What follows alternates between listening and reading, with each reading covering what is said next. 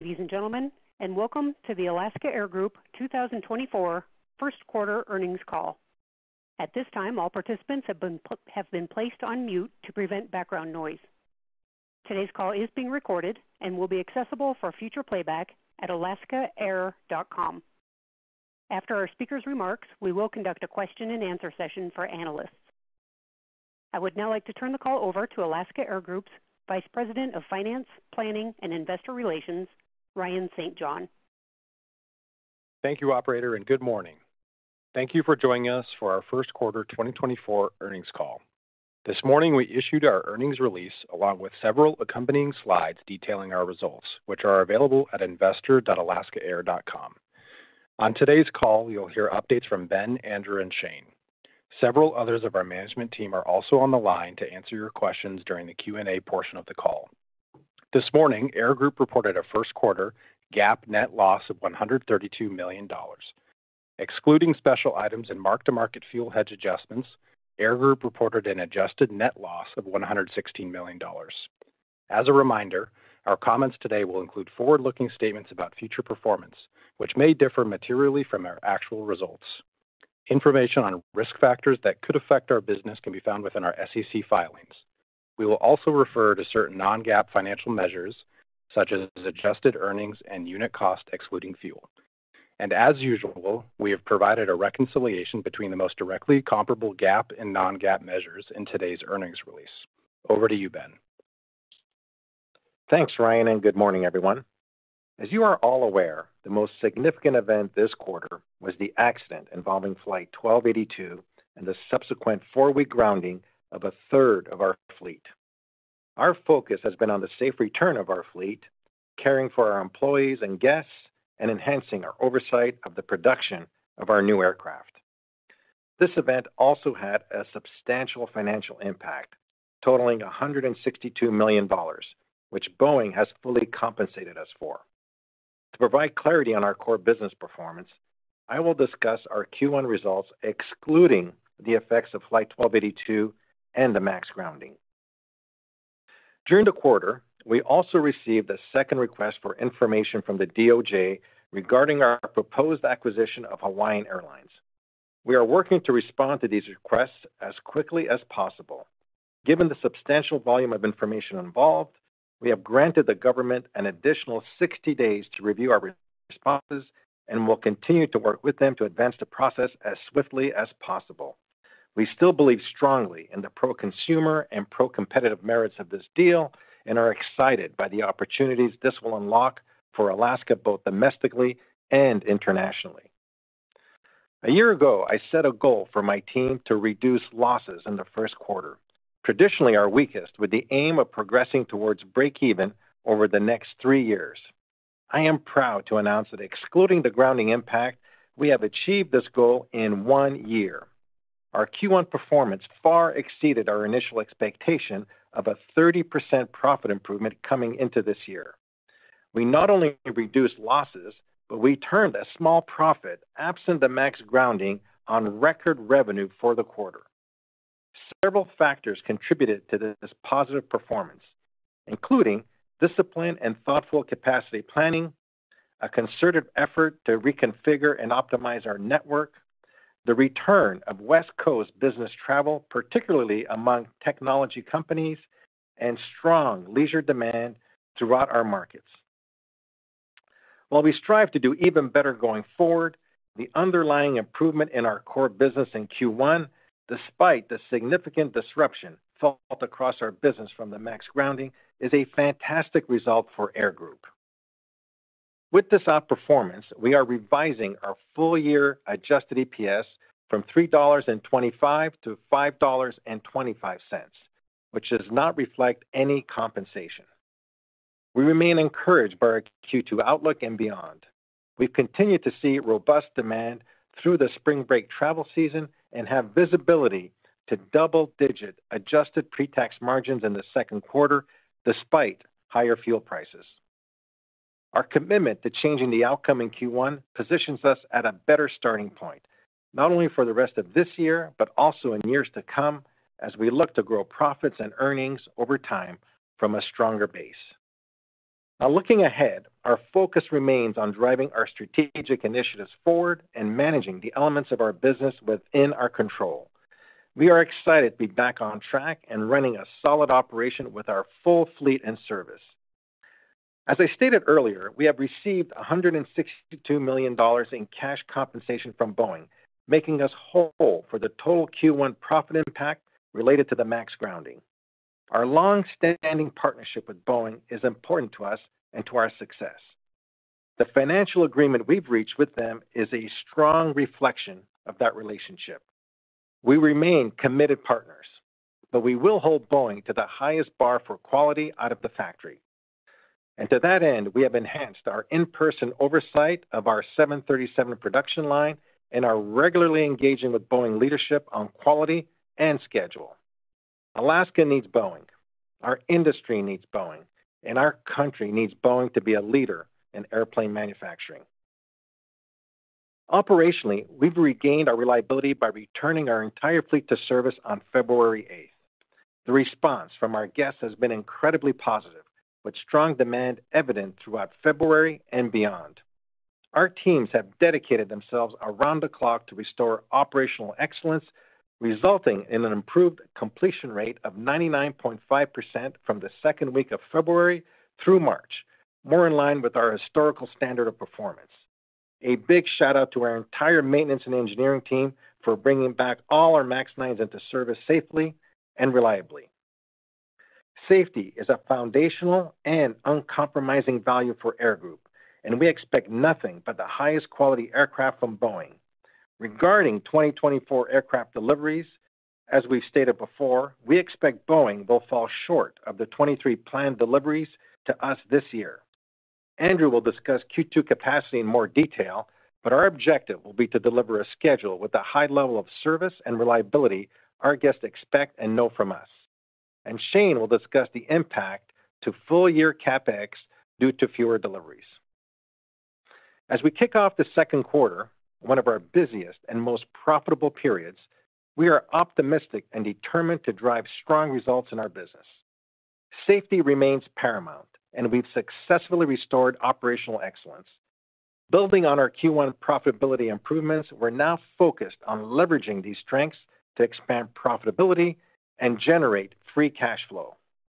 With last year's strong unit cost performance as our foundation, we're enhancing productivity across the board.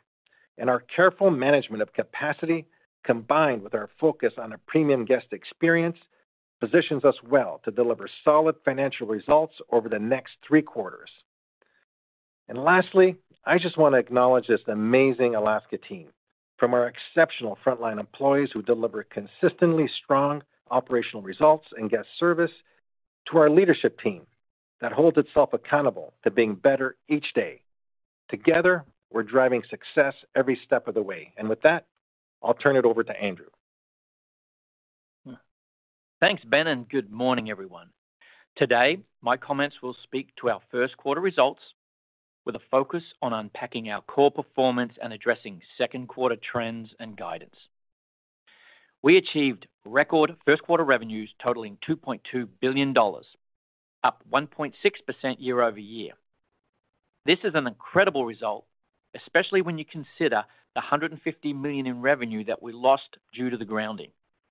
Our team did a masterful job rethinking the deployment of our Q1 network in order to combat the seasonal challenges we face and to best serve the demand in our geographies.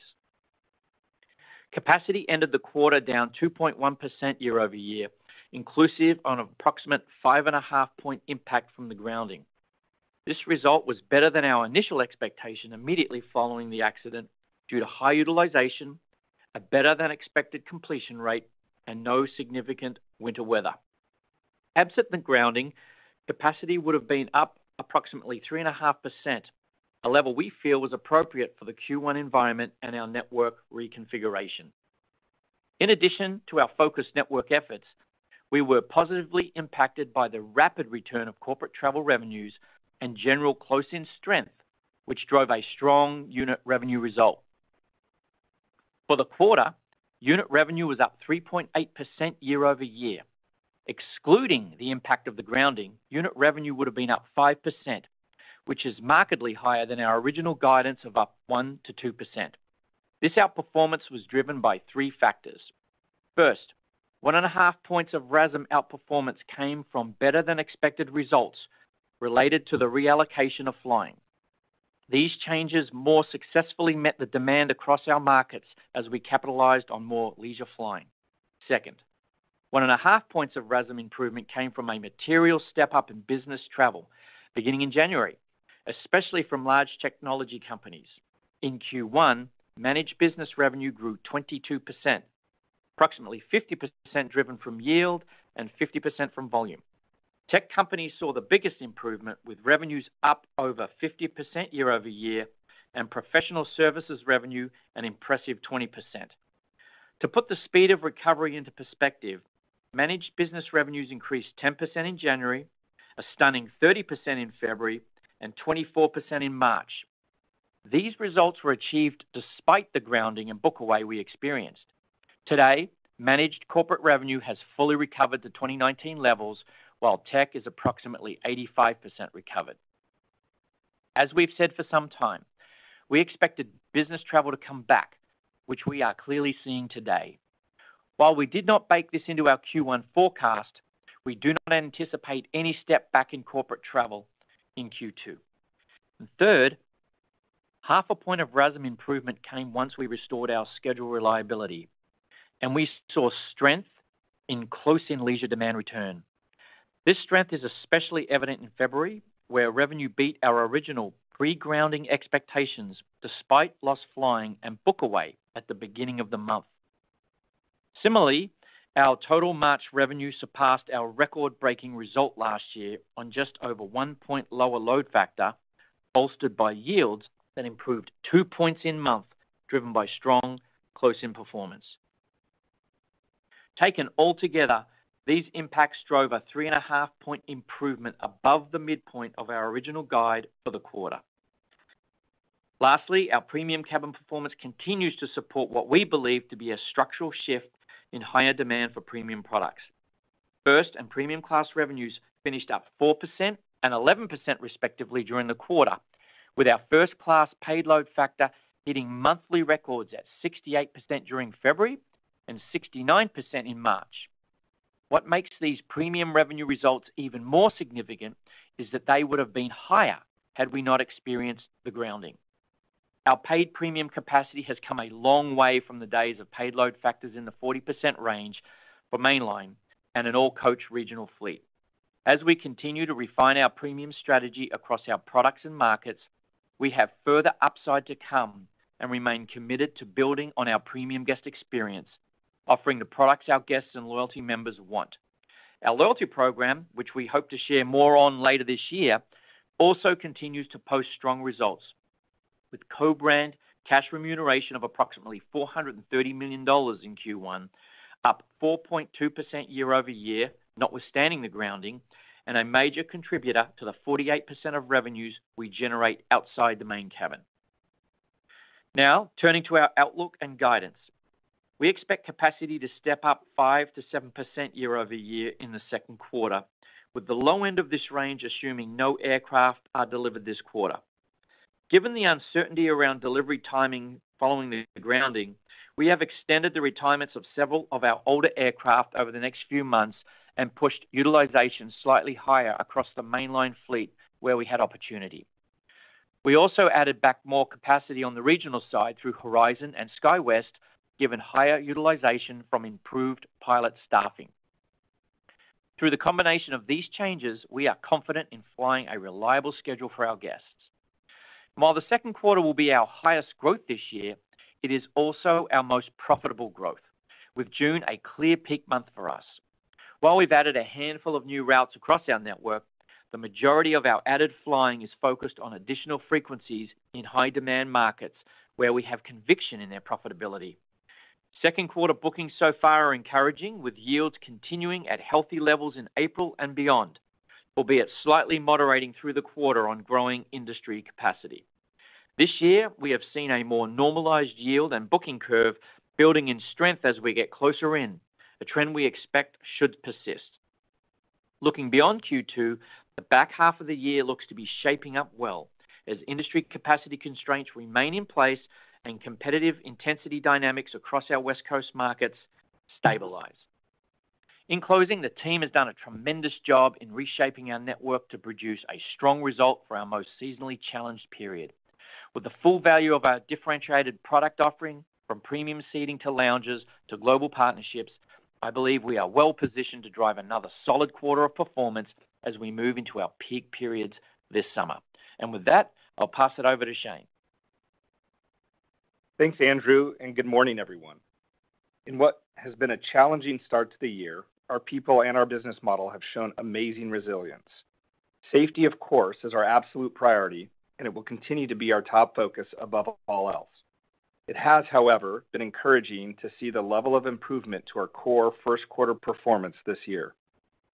While managing through the difficult circumstances of Flight 1282 and its aftermath, the teams did an admirable job operating safely and on time, and our commercial team put together a network plan that, coupled with strong demand, positioned us well to meet our long-term target to break even in Q1. We are not shy about setting ambitious goals for ourselves, and we have a good history of delivering on those commitments. Our financial focus remains on continuing to strengthen our business model and delivering strong financial performance over the long term. Turning to our results, for the first quarter, our adjusted loss per share was 92 cents, which excludes compensation received from Boeing related to our MAX fleet grounding. The profit impact of the fleet grounding in Q1 was $162 million, or 95 cents of EPS, and 7 points of margin.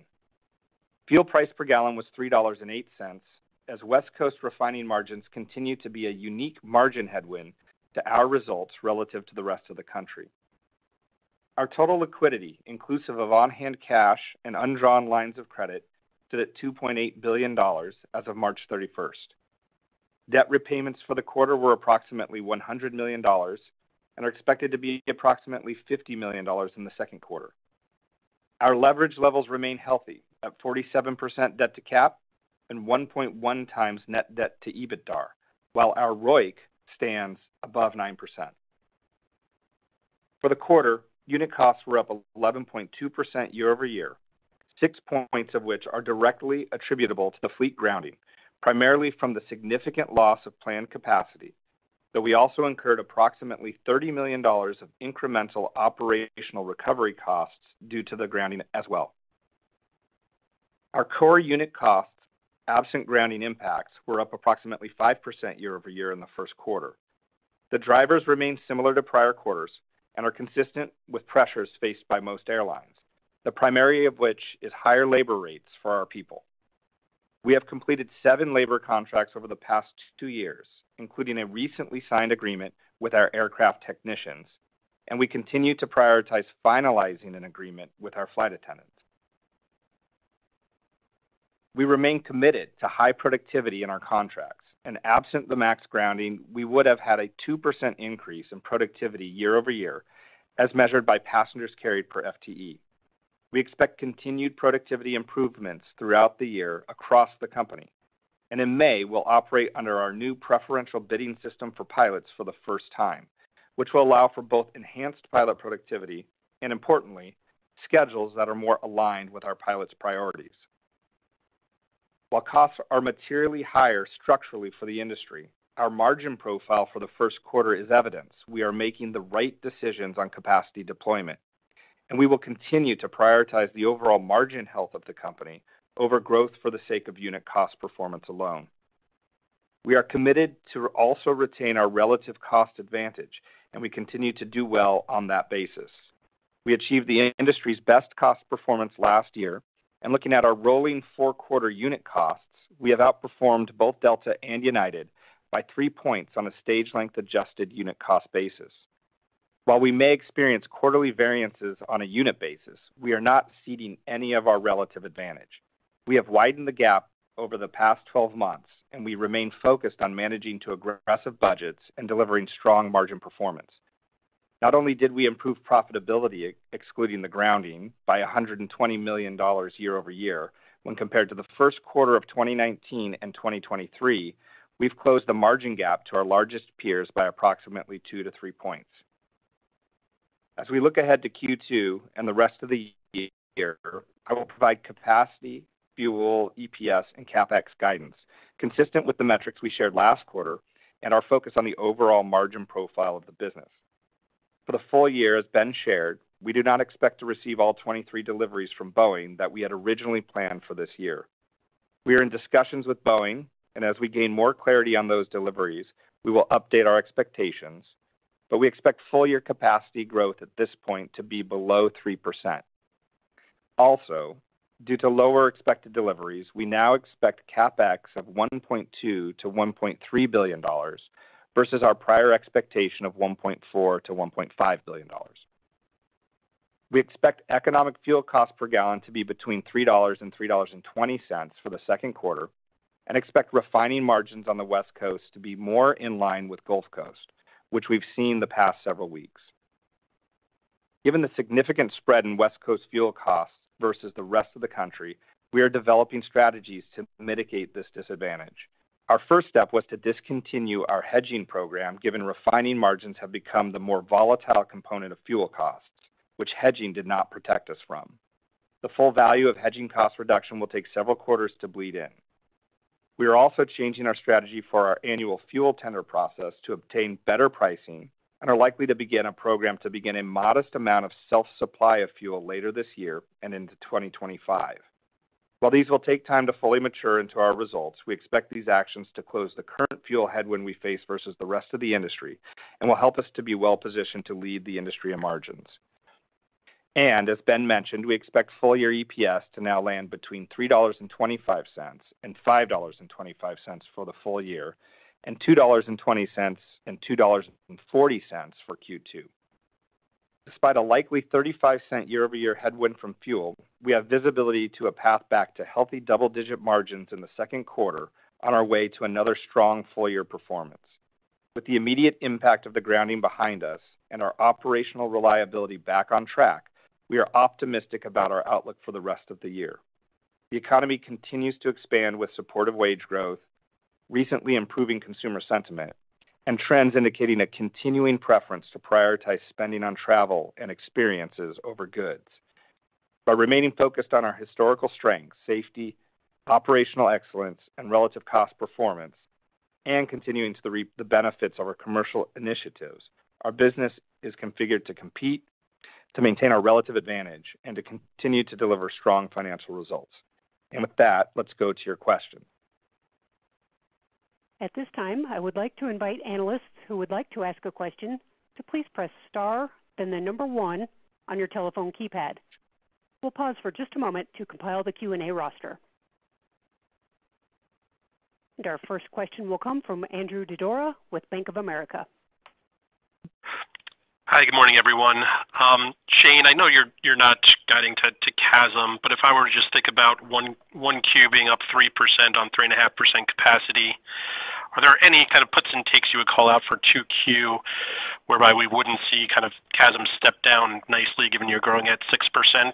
And then, similarly, as I think about the back half as growth comes down, I would expect CASM to maybe flex back up. Is that a fair assessment? Hey, Andrew. Good morning. Yeah, I think that's the right contour that we're expecting to see this year. We'll see a decent improvement in unit costs in the second quarter, given the growth profile of the company. And as you mentioned, growth slows down in the back half of the year, and we'll probably see a little more pressure in the back half of the year again on unit costs. I think I do just want to mention, the company. I think we've done a nice job though, balancing capacity versus unit costs. You've heard us increasingly talk about our focus on the margin health of the company. So we're going to continue to be smart about how we put capacity into the market, and we'll continue to compete really well on a unit cost basis against the larger airlines in our markets. That's great. Thanks, Shane. And then just a follow-up for Andrew. I appreciate all the color you gave on corporate travel. Do you know what percentage of your revenues today are corporate and how that compares to pre-pandemic? And any color you can give us just in terms of what the a RASM premium would be on corporate, say, versus leisure travel? Thank you. Yeah, thanks, Andrew.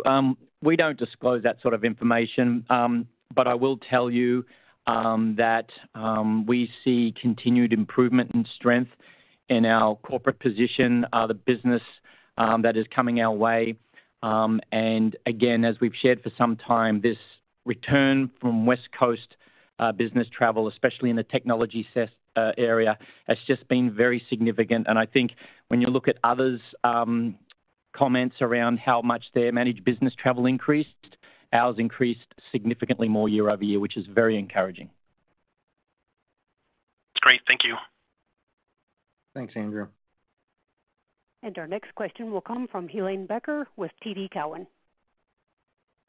Thanks very much, operator. Hi, team. Hope all is well. Just a question with respect to the way we should think about the second half of the year. So second quarter continues kind of the first quarter strength, and then how are you thinking third quarter versus second quarter? Some of your peer group have been talking about a shift in seasonality, maybe stronger July. I want to say stronger July and June, and maybe not so strong August. I'm not sure how you guys, the pattern of travel goes. Yeah, hi, Helane.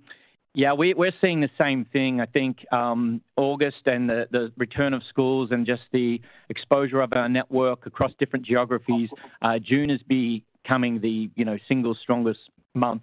And so what you'll see here is we've moved capacity around to accommodate that.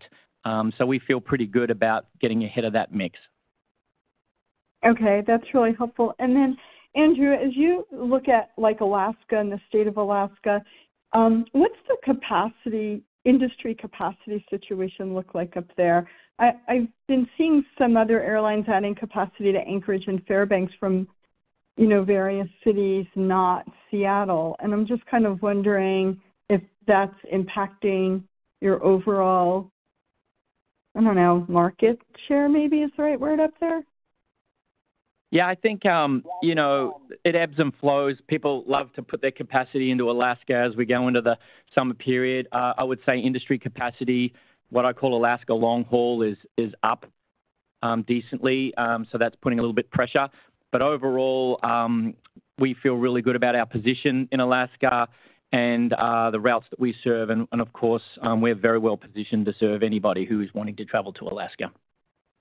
Right, gotcha. Okay, thanks very much. Thanks, Helane. And our next question will come from Savi Syth with Raymond James. Hi, this is Zara on for Savi. What's the general environment that you're assuming for the second half of the year that's reflected in your full year EPS guide? Yeah, hi. Look, I think the second half of the year, we expect to continue to be strong and stable. We view it right now, we think it's going to be consistent with what we're seeing today. I don't think there's a sign that demand is slowing down. We don't expect that at all. I think fuel costs are a little higher than we had planned for the year, which was roughly $3 and came in at $3.08. And I think some of that increase in costs we expect to be offset by the stronger close-in demand, certainly on the business side. And so net, we haven't really changed our expectation for the full year.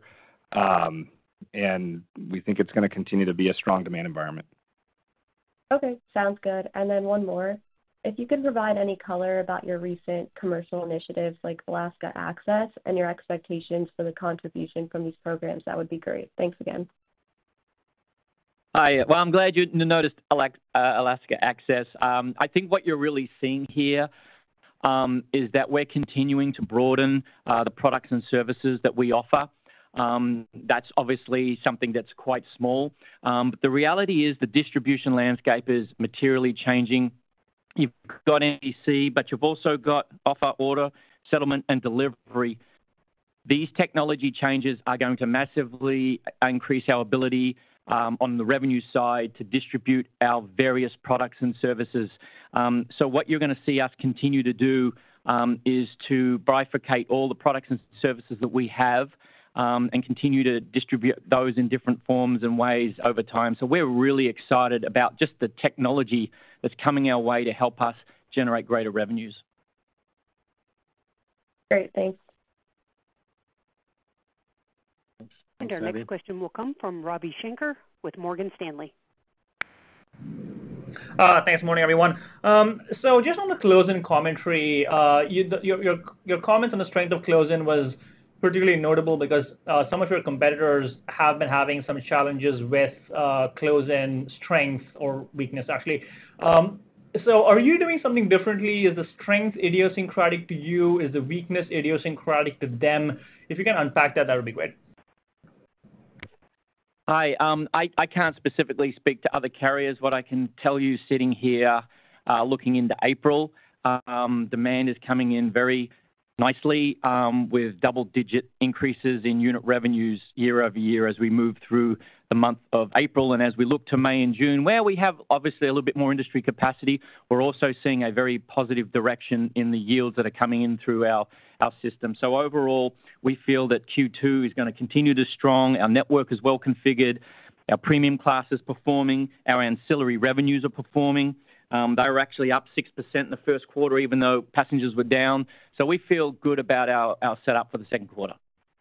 And Ravi, I might just there could be some effect that, as you know, the West Coast had been more depressed on a business recovery basis, and I think that's caught up pretty quickly here in the first quarter, and that could be helping us. And then I also think just, premium continues to be the place where most of the demand growth is happening, and I think we're doing a good job meeting that demand. Got it. That's helpful. And maybe as a follow-up to that, thanks for the detail on the slides and the CASM and the RASM walk. Can you maybe help us understand kind of what that gap between CASM and RASM might look like in 2Q and maybe for the rest of the year as well?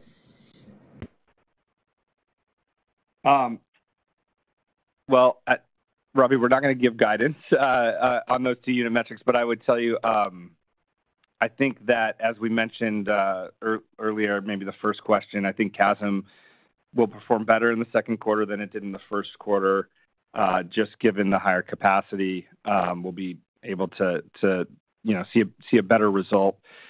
It could approach flattish. I think CASM could in the second quarter. We'll see ultimately if we get to the midpoint of our capacity guide or not, based on deliveries over the next couple of months. And I think unit revenues, they're going to be still pressured a bit by the grounding impact of 1282 and some of the book away in spring break that happened over the first quarter.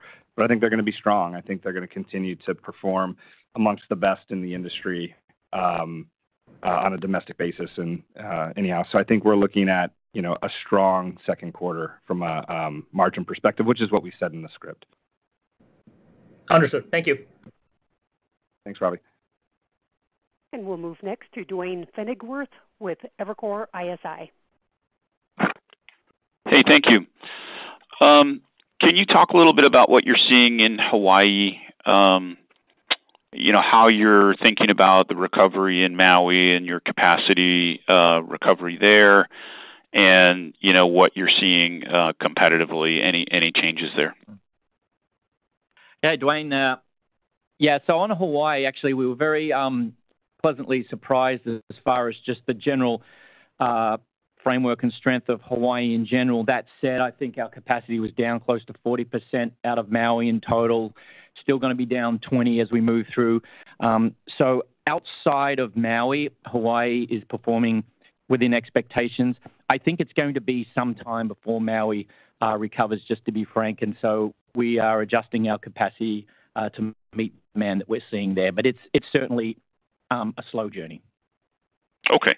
So maybe the down 40 recovers to down 20 and you kind of wait and see at that level. Is that a fair way to think about it? Yeah, I think the way to think about it is we get through this summer, and then as we look into the back end of the year, which is more seasonally weak, we're going to assess how demand is, and we'll adjust capacity appropriately. Okay, great. And then I guess, Shane, you piqued my interest with self-supply of fuel. Can you just elaborate on that? Sure, Duane. Thanks for asking about fuel supply. Look, I think we've been pretty passive other than the hedging program on managing, the fuel line in the business. As you know, we've had significant headwinds that are unique to us relative to the rest of the industry, and I think it prevented us from being the top margin producer in the industry last year, just on a refining margin basis on the West Coast relative to Gulf Coast. So we're not going to sit idly by and let that continue to impact our results. We spent a lot of time in the first quarter understanding why we have a 30-cent differential relative to the rest of the industry, and one of the things we believe we can do is ultimately buy our own fuel from other places around the globe and ship it into some of our larger cities. Takes a while to get that done. Other airlines do it. It's not a brand new idea to the industry, and I think there'll be a way of saving a few pennies per gallon, which we're gonna go after later this year and into next year. We'll say more about it as we firm up plans. That's great. And if I could sneak one more in here, just on regional mix, can you talk broad strokes what regionals would be as a percent of your capacity, maybe this year versus last year? And I know you're not giving point estimates on the metrics, but just broad strokes, how we should be thinking about it. Kind of tailwind to RASM, headwind to CASM, and maybe margin impacts. It feels like there's probably parts of your network that were starving for more regional lift, but just help us think about that. Thanks for taking the questions.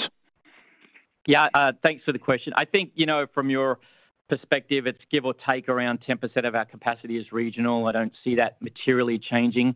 That said, the regional businesses' profitability, just with the return of utilization and redeployment, has jumped significantly, and they've been a valuable partner, both SkyWest and Horizon, to help us with our Boeing deliveries and those Embraer 175s backfilling some markets that we otherwise couldn't serve. Yeah, and Duane, I'll just say on Horizon's part, this has been Horizon's just performing, fantastic. Margins are up. We put a lot of focus in the last few years in our regional business, and it's really performing nicely, and we continue to see that trend continue over the rest of the year. Okay. Thank you very much. Thanks, Duane. Our next question will come from Jamie Baker with J.P. Morgan. Hey, good morning. I'll admit I had to Google Alaska Access. I thought that's a little embarrassing to start off with that. So obviously the corporate momentum is a positive. Can you speak, though, to how corporate patterns compare to those of pre-COVID? How does trip duration compare? Has the booking curve elongated, as change fees have gone away? That sort of thing. Behavioral change, I guess, is what I'm asking about. Yeah. Thanks, Jamie. I think I probably will have a better answer for you next quarter. As I shared, the rapid up 10, up 30, up 24 just in this first quarter with everything else going on was something we need to better digest as we move through the second quarter. But I am seeing a lot of the traditional demand return as we've seen it historically. But I'll have a better answer after we've digested this quarter and get through the second quarter. Okay, well then you won't fault me when I ask the same question in 90 days. That's good. So second question, just, on the revised full year guide, first quarter was solid. You've got good visibility into the second. I guess I'm wondering what's driving the $2 range in the guide. I mean, to be fair, United has a $2 range as well. Is it just stylistic that you chose to maintain that range, or do you really think there's that much variability and uncertainty in the second half? And if so, what are the most uncertain inputs in your model besides fuel? Yeah. Hey, thank you, Jamie. There's probably a large component of it that's just habit. Like, we've habitually done a $2 range, and we tighten maybe in the fourth quarter or something. I do think fuel is the largest, immediate driver typically that we see that will run us up or down that EPS guide. But yeah, I do think the $2 range is more just out of habit than anything, that we're trying to architect around like a specific set of outcomes, on the on the worst case side versus the best case side. And just if I can sneak in a clarification, earlier in the call, did you say double-digit RASM on 3% capacity in April? What I said was that our intakes coming into the month are up double-digit for April. Like the tickets we're selling today. Okay. Yes. Not the entire held book. Okay. Like held tickets.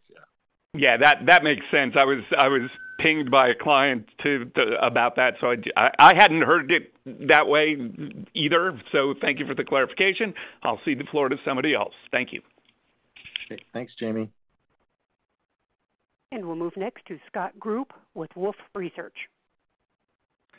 Hey, thanks. Good morning. So I just want to follow up on that last point because, if you assume that CASM is approaching flat, right? It feels like the guidance assumes RASM that's flat to down, and you're saying it was up 5% in Q1. You sound like everything's really, really good in Q2. So I'm not sure if I'm missing something or if there's a lot of conservatism in the guide, or any color would be helpful. Yeah, I think, Scott, I think the thing to remember in the first quarter is it's obviously by far our seasonally weakest. Second quarter is very, very strong, and capacity industry-wide is growing, obviously, much more in the second. So it's all relative. I think what your statements around CASM and RASM directionally are spot on. And as we've been shared before, as we get into this period, and then we look at our margins and profitability for the second quarter, very strong. And as we've shared before, as we move through this quarter and beyond, West Coast capacity from the industry is reducing, growth is reducing, so there's a really good setup for the back half of the year. Okay. I think I understand. And then you had a comment about, we'll tell you more at some point about loyalty, but maybe just give us a little bit of, some thoughts about what you're referring to, and that'd be helpful. Yeah, Scott, I think in general, not going to share much today, but we have a number of things in the works that we're working on, and at the right time, we're going to be sharing more. I just really wanted folks to know, especially on the revenue side, we have some really good things in store, and we're not ready to share those yet. Andrew was just teasing Scott, but look, there's a lot of things that we got a lot of irons in the fire in terms of loyalty and products and stuff. So yeah, when the time is right, we'll provide more color on those. But I'm really excited about them. Okay, thank you guys, appreciate it. Thanks, Scott. And our next question will come from Stephen Trent with Citigroup.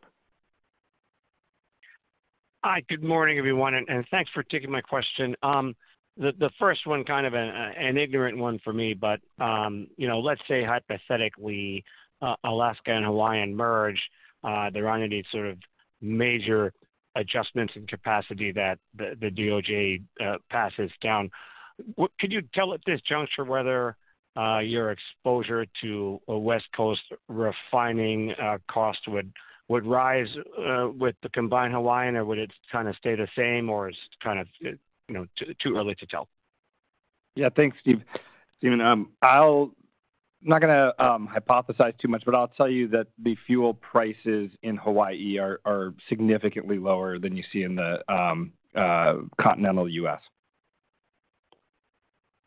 Okay, very clear. Super. Thank you for that. And just one quick follow-up. I'd mentioned 90 days ago about what you guys are doing and the nice work you've done in having that investment-grade credit rating. Could you refresh my memory sort of what the push might be to get an investment-grade rating from all three agencies?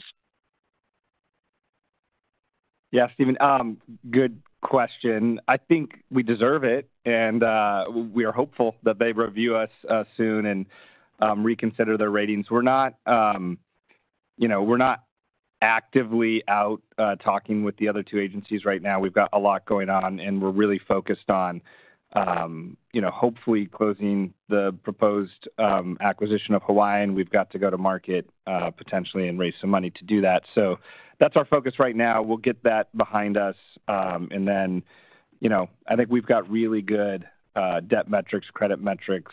I think we're definitely deserving of reconsideration by the other two agencies, and we'll keep making our case over time to them.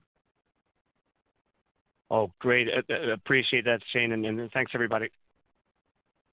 Thank you, Steve. And we'll move next to Connor Cunningham with Melius Research.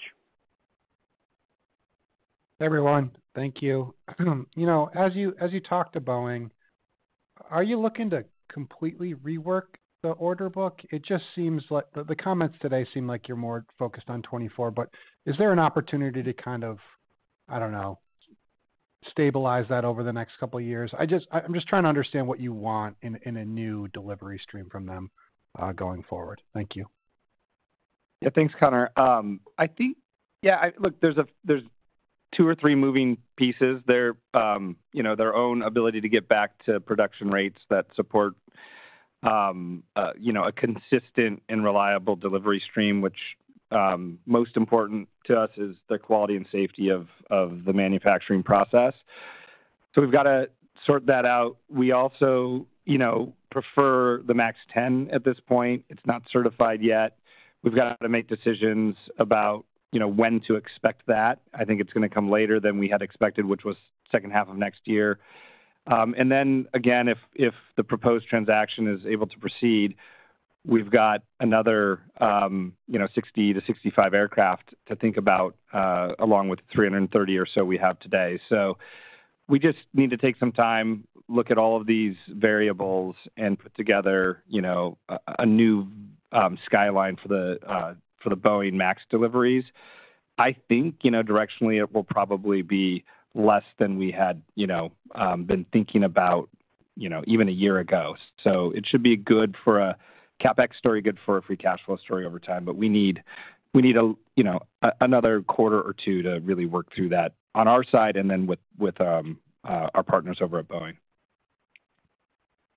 Okay, that's helpful. And then on the premium, revenue, and then versus your saver, it seems like there's a pretty huge spread going on, and I don't know if there's anything to glean into like your main cabin saver fare option is.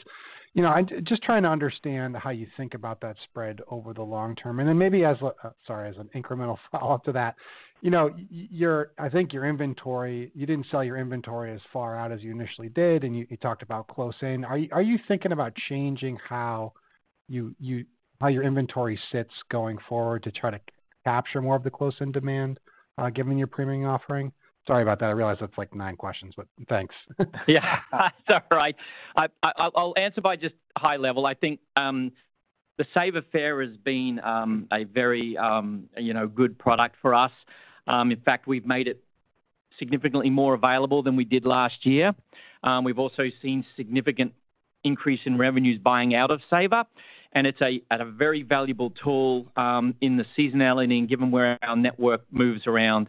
I think we're focused on, and probably historically we've pretty much chased loads to some respect, and I think as we're seeing where the industry is and where we are, we're putting more focus on yields and how we structure the pricing of our cabins, both main and premium, and the Saver. And I think what I can tell you is that we're more than ever getting more deliberate about how we manage our product setup in our cabin, and I think there's only goodness to come from that. Very helpful. Thank you. Thanks, Connor. And we'll move next to Mike Linenberg with Deutsche Bank. Hey, good morning, everyone. Hey, Andrew, you probably have, better than anyone, a good sense of, this evolution of close-in leisure. I really feel like it was something that hit the scene big time during COVID. A lot of it had to do with just last-minute reopenings and the like. I sort of feel pre-COVID, it was either a bereavement fare or, I don't know, maybe your pal scored you a ticket to the Taylor Swift concert and you found out about it last minute. But it's becoming a bigger piece, and I don't know if it's 5% of kind of your, when you look at your various segments, corporate, discretionary, whatever, long-haul international. Can you talk about that evolution? Because I don't think it's a category, but maybe it's become a much bigger category than what I realize, and it can have a meaning impact on RASM. Yeah. Well, number one, flattery will get you everywhere, so thank you. But we had a huge learning from COVID. We were squeezing out the cabin because we went for loads, and there was a robust leisure, and of course, when I talk about leisure, I'm talking also about Chase Loyalty and Costco and major leisure agencies.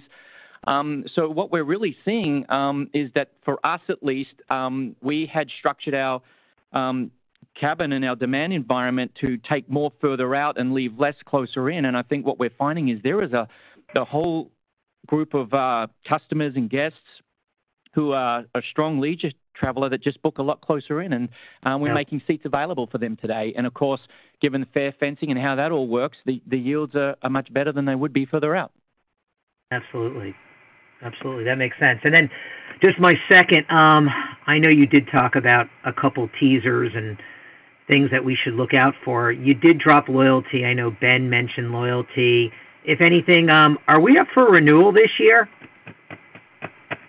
No, we're past that. But I think, if you just, what I would say about loyalty, and you've heard others say it, is such a very powerful and important part of our business. If you look at the environment and how loyalty programs, they're all evolving, and there's changes. And so we are looking at how our loyalty program needs to change and evolve, and I think there's just real upside. And again, we're not willing to share anything today other than this is an area of focus for us. Okay, very good. Thank you. And we'll move next to Dan McKenzie with Seaport Global. Oh, hey, good morning. Thanks. A couple of questions here. I guess my first question really is a head count versus fleet count question. So, what number of deliveries are you guys hiring to? And then I guess where I'm going with that is the overhead or the cost burden that Alaska is carrying because the deliveries are coming in a little less than expected. And then I guess, is Boeing compensating you for that cost burden? Thanks, Dan. A couple things here on this one. I think we originally had anticipated 23 deliveries. Of course, when they come is an important variable as well. As evidenced by our revised full-year capacity guide and CapEx guide, we expect to get fewer than that. Boeing actually has 10 aircraft essentially built and going through the final review and ticketing process. So we expect to get all of those and probably some additional units beyond that. So we're thinking somewhere between 10 and 20. We have a number of aircraft we were planning to retire. So many of those aircraft we're going to replace older 900 classics. So our headcount situation is in really good shape relative to the delivery stream coming our way. We're not going to be materially overstaffed. I don't believe in any part of our business. We watch that closely. We had to staff up a bit, throughout the end of last year to get ready for this year and this spring. But I don't think that we're going to be in a significant drag position from a cost perspective. And to the extent that we are having conversations with Boeing in terms of compensating us for that. Yeah, very good. Okay. And then I guess, Shane, another question for you here. In the 10K, Alaska highlighted 200 million gallons of SAF through 2030. And I guess I'm just curious how many gallons you're planning to buy here in 2024. And, what is the cost differential today of that versus West Coast jet fuel? And then where do you think that differential can go, say, in 2 to 3 years' time? And I guess what I'm trying to get at is it's probably a small % of your overall volume, but I'm just trying to get a sense of the margin headwind from that. Yeah, thanks for the question. So it is a small part of the overall buying, and that's in large part because it's a small part of the supply in the world at large. For 2024, it'll be about 1% of our total fuel, and that's coming from a couple of different suppliers. There is a green premium over the cost of Jet A. We're fortunate to have a lot of really strong corporate partners that are working with us to co-invest in SAF in a way that also offsets the Scope 3 emissions of their business travel. And we're doing a lot in the market to try to grow and mature the SAF market in the future. which includes looking at the cost down curve of different technologies and different producers. Dan, I think thanks, Dana, for the color. I don't think there's a noticeable margin headwind from it this year. Obviously, it's a consideration for the entire industry as we move forward and it becomes a larger part of supply, but we're probably a few years before it really starts to show up in a way that increases materially the cost of fuel going into the plane. Yeah. Okay. Thanks for the time, you guys. Thanks, Dan. And our next question will come from Chris with Susquehanna Financial Group. Good morning. Thanks for taking my question. Shane, the comment you said for 2Q, I think it was flattish CASM-ex. Just want to confirm that that's X the freighter costs. And then, freighters are not typically discussed here. I think you're sizing up that fleet. Could you just remind us of the current size and where that's going this year? Thank you. Thanks, Chris. Yeah, and that comment is ex-freighter costs. But you'll be able to see the year-over-year. I don't think it's going to be materially different even if you included freighter costs in both years. Yeah, we had a fleet of 3, which is a small fleet. They do a lot of work for us up in the state of Alaska. It's really important to our customers up there. It's something we're proud of being able to do. We've been the predominant cargo carrier in the state of Alaska for most of our history. We're moving to 5 dedicated freighters. Again, most all of that lift will be in the state of Alaska. And who knows over time if we'll be able to continue to increment from that base of 5. We would certainly like to if the business remains strong. Okay, and as my follow-up, Ben, I think you said in your prepared remarks that you're anticipating a better supply-demand balance in the core markets in the second half. And so we've had a competitor retreat from parts of LA. Doesn't look like they're coming back. Outside of this, I'm curious, how confident are you in this supply backdrop or this sort of new dynamic, if you will, going forward? Thank you. Hey, Dan. Well, look, I think if you look at how Q1 turned out for us, and again, it was just an amazing quarter from what it was in Q1 of 2023. So we're just looking at just the higher water level we're starting from in Q1, and that's translating forward into Q2. Just based on everything we're seeing in terms of demand, and Andrew touched on a lot of those things, we just feel like we're well positioned. So that's why we're forecasting double-digit pre-tax margins, and so we're feeling really strong. It's our most profitable quarter, and so I think we're really set up well for Q2 and the rest of the year. Okay, thank you. Thank you so much, Chris, and thank you everyone for joining us. You guys have a great day, and we'll talk to you guys next quarter. This concludes today's conference call. Thank you for attending.